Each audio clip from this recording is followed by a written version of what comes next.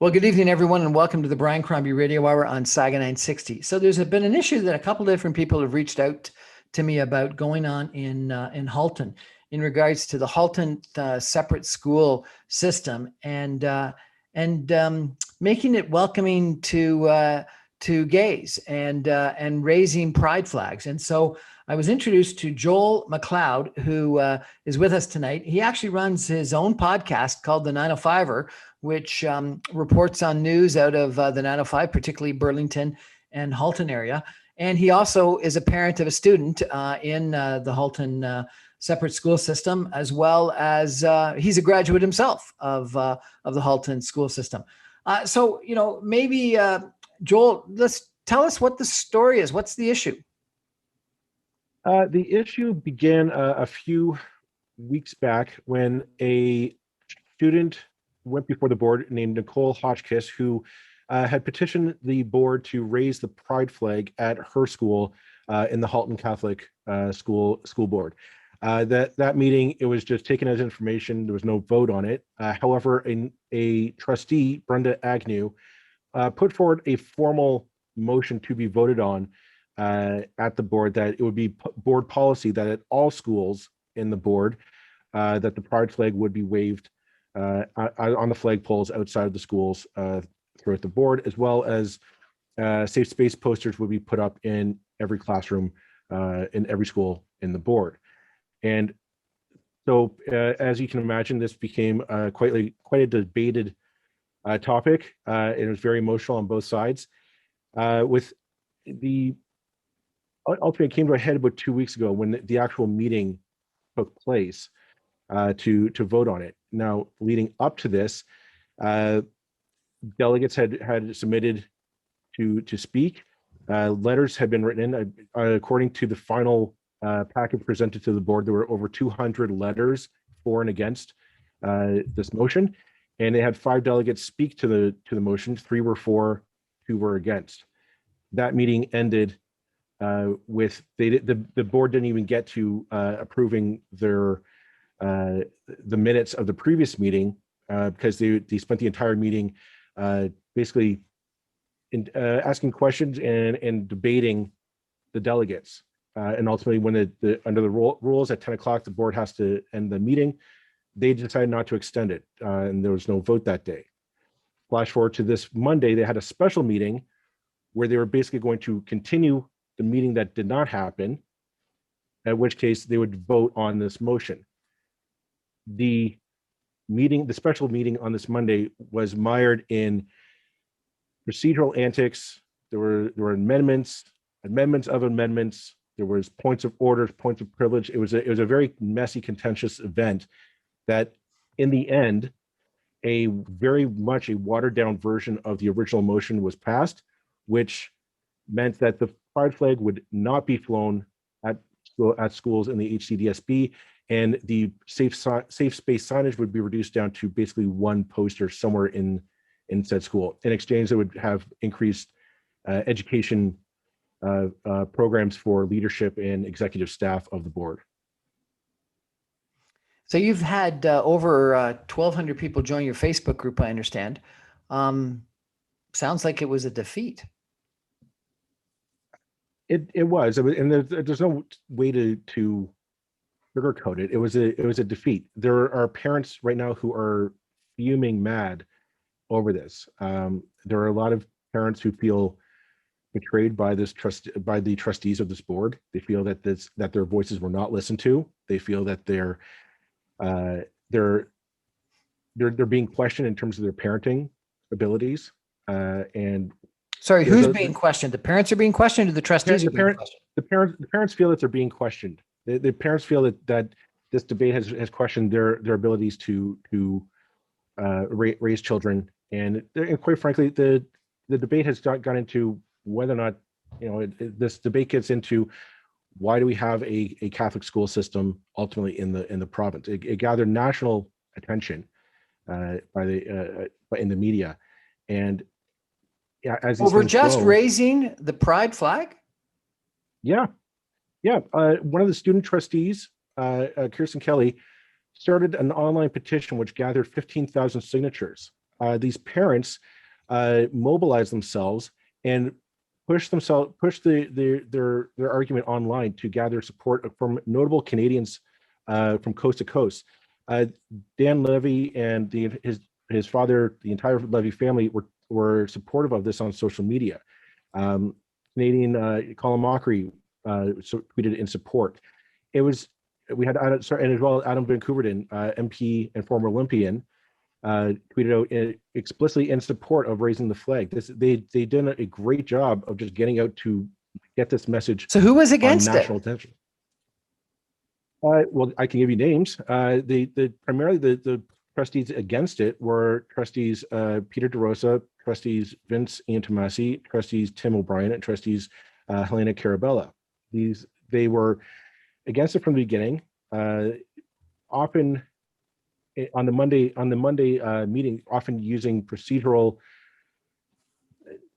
nitpicks to stall the meeting, to try and declare the meeting was illegal at the start, to void the agenda, to try and postpone the motion indefinitely, and trying to pursue any procedural pick at the can that they could to avoid this vote. We're chatting tonight with Joel MacLeod, who runs a podcast in Burlington called the 905er. He's also both a graduate of the Halton Catholic School Board system, and he's a parent of a student in the Halton Catholic School Board system. That it sounds like they have, number one, ruled that you cannot raise a pride flag, and also reduced the signage for safe spaces in Halton. It sounds like a major backward step. We're going to take a break for some messages and come back more with Joel MacLeod in just a minute. Stay with us.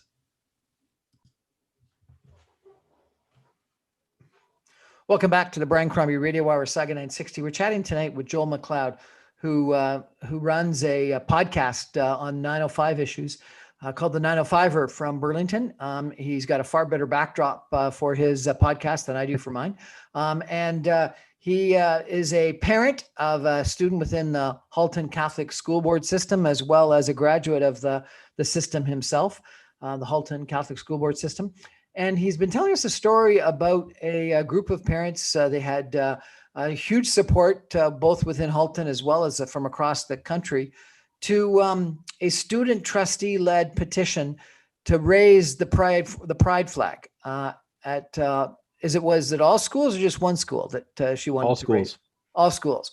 And effectively last Monday, the Halton Catholic School Board Board of Trustees turned that down, and in fact went backwards by reducing the number of signs that are available in schools for safe places.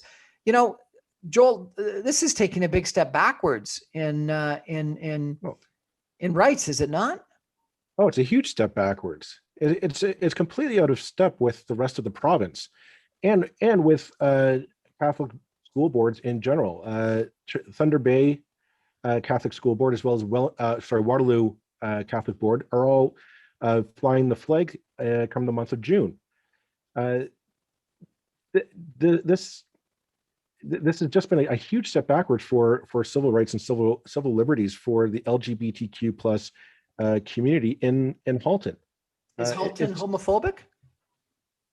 No, I'll say no, because you have to talk to some of these parents. You talk to some of these parents and some of the students, and it's clear that this board is out of touch with what's happening on the ground. But the board is elected by the people, and that's why the people are upset. The people feel betrayed.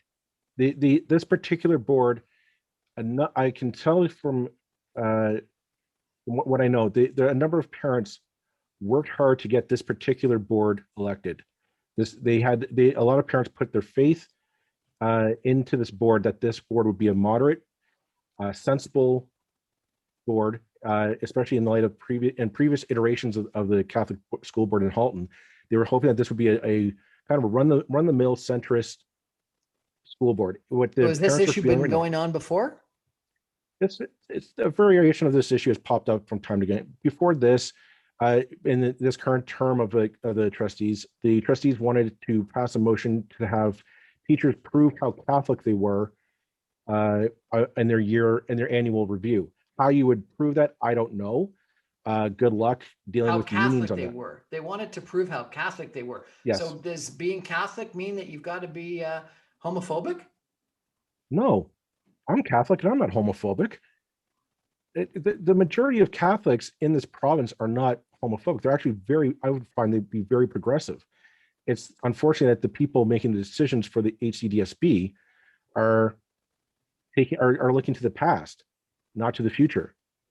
You know, it's interesting. There was a big 2-page spread in the front section of the Sunday New York Times just this weekend about anti-LGBT petitions and things that have been passed in several towns in Poland, and spurred by the Catholic Church and municipal governments in Poland that wanted to be, effectively homophobic and ban any LGBT organizations and the Pride flag and things like that.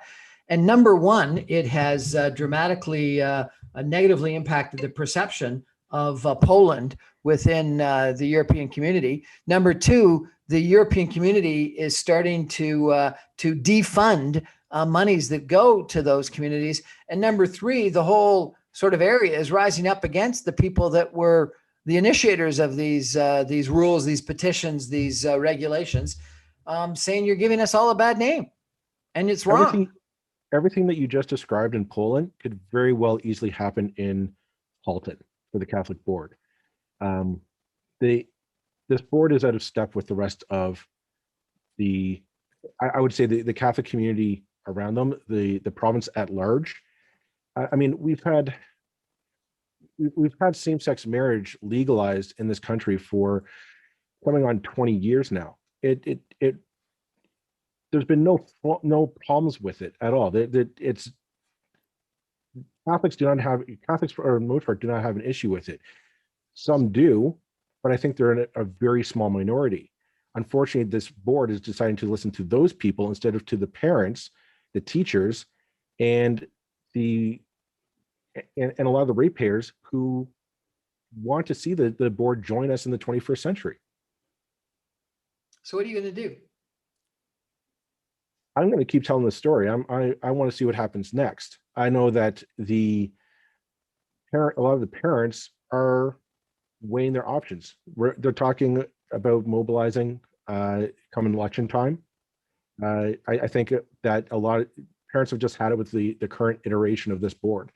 They want to see change, and they'll start looking for change. They'll start finding candidates to replace the current makeup of the HCDSB.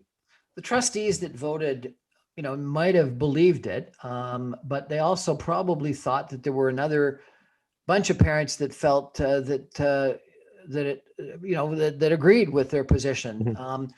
Is there a group of parents, a large group of people that are supportive of anti-LGBT rights? Maybe. I don't know. One trustee during the meeting, Trustee DeRosa, said that he was speaking with the quote unquote silent majority. We hear that phrase often, especially from the right-wing politicians to the south of us, that the silent majority, they're afraid of change. They don't want change or whatever have you. Often when it comes to issues of LGBTQ equality. But here's the thing. Those people never spoke up. Those people never submitted letters. Those people didn't delegate to boards. Those people didn't mobilize online to get 15,000 signatures. They didn't mobilize to drum up social media awareness. So if this silent majority is out there, where are they? If this can't mean that much to them, if they can't step up to the microphone and make their case, what the people who were making the case, the trustees blatantly ignored. Well, and I think with racism and sexism and homophobia, sometimes sunlight is one of those ways to expose people for their prejudicial attitudes and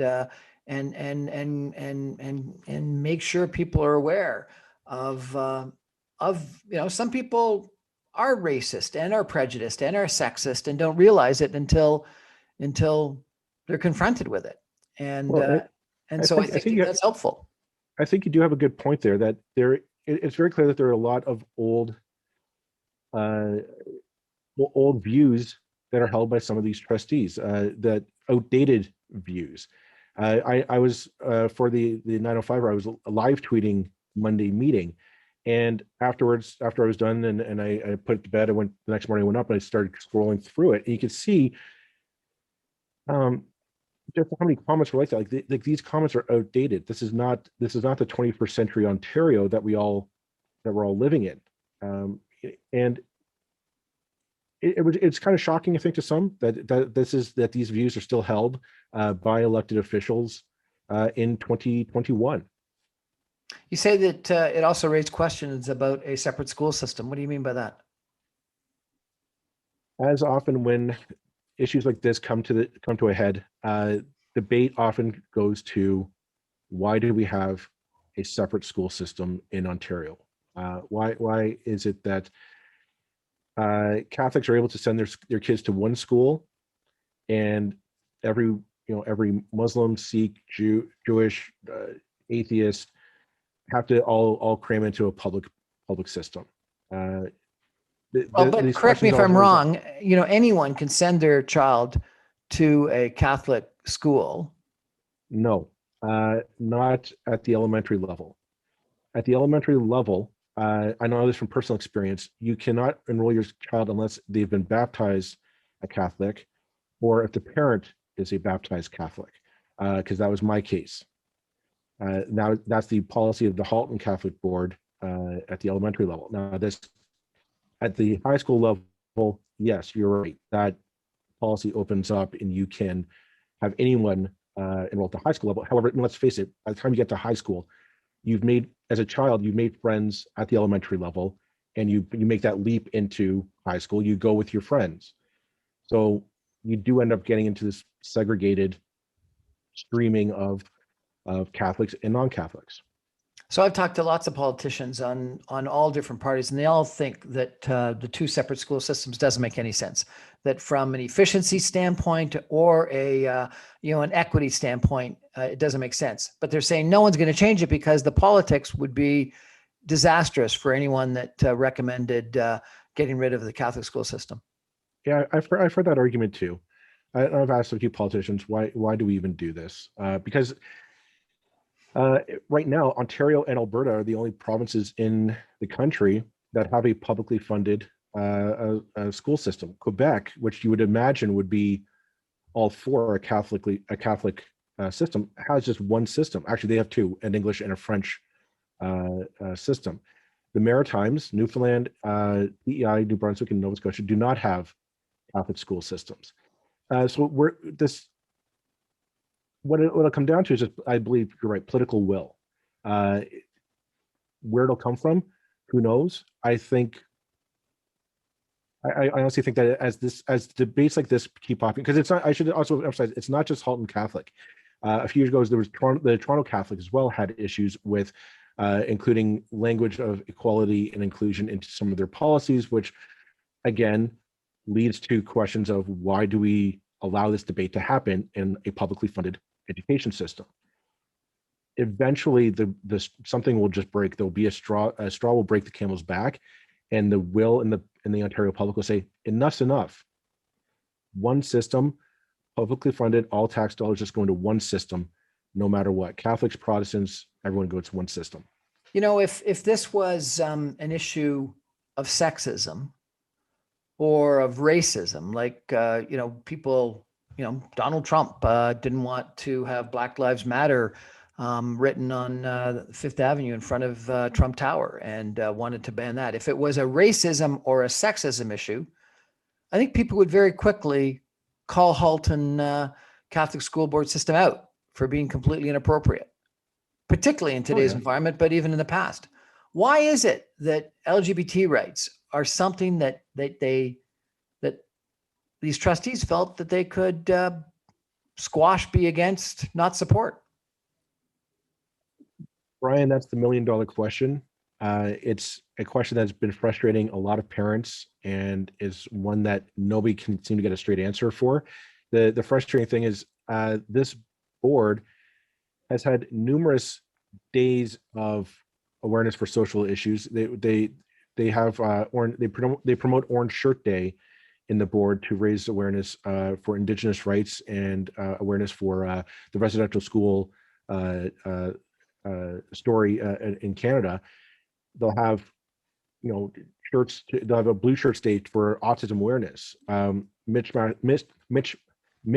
matched socks day for Down syndrome awareness. And yet, when it comes to just raising a flag of acceptance for the LGBTQ plus community that is very much there in their schools, for some reason this was just something that they could not do. I don't know why this was the issue that they couldn't wrap their heads around.